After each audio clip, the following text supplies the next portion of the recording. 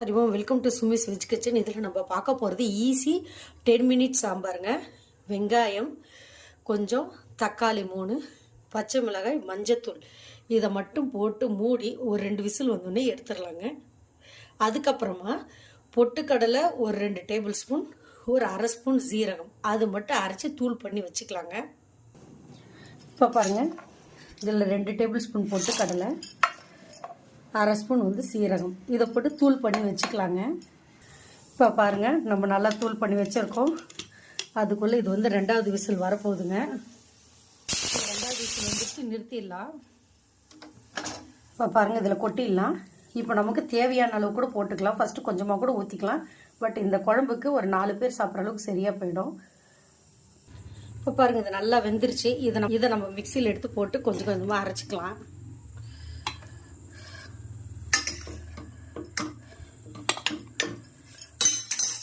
இப்போ இதை அரைச்சிடலாம். இங்கே வானொலி வச்சுருக்கோம், இதில் எண்ணெய் ஊற்றிடலாம்.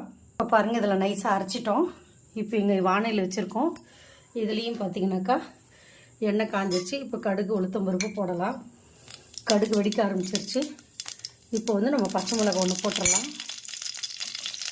கூட கருவேப்பிலை, அதே மாதிரி வெங்காயம் நம்ம போட்டு நல்லா வதக்கலாம்.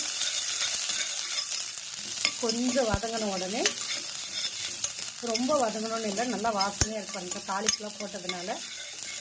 கொஞ்சம் வதங்கின உடனே நம்ம என்ன பண்ணலாம்னா தக்காளி அரைச்சி வச்சுருக்கோம் இல்லையா, அதை ஊற்றிடலாம். இப்போ பாருங்கள், இதை வச்சு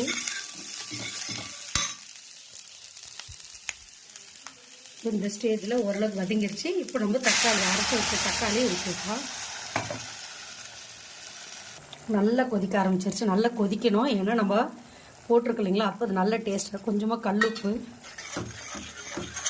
இது கொதிக்கட்டும்.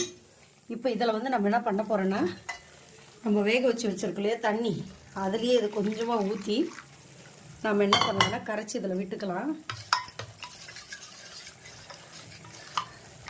அதுக்கு முன்னாடி தேவையான அளவு குழம்பு மிளகாய்த்தூள் கொஞ்சம் சேர்த்துக்கலாங்க. அப்போ தான் டேஸ்ட் இருக்கும். நல்ல குழம்பு வாசனை மாதிரி இருக்கும். பருப்பே இல்லாமல் குழம்பு செஞ்சோம்னா நல்லா டேஸ்ட்டாக இருக்கும். இது ஒவ்வொருத்தரும் பிடிக்கிறது. மெஸ்ஸு சைடில் இருக்கும். இது என் ஃப்ரெண்டு வீட்டுக்கு போயிருந்தேன். அவங்க சட்டுன்னு செஞ்சு கொடுத்தாங்க. ஒரு டிஃப்ரெண்ட் டேஸ்ட்டாக இருந்தது. அதை நான் இன்றைக்கி உங்களுக்கு செஞ்சு காட்ட போகிறேன். எனக்கு பிடிச்சிருந்தது. கொஞ்சம் டிஃப்ரெண்ட் டேஸ்ட், ஈஸியாக ஆகிற மாதிரி இருந்தது.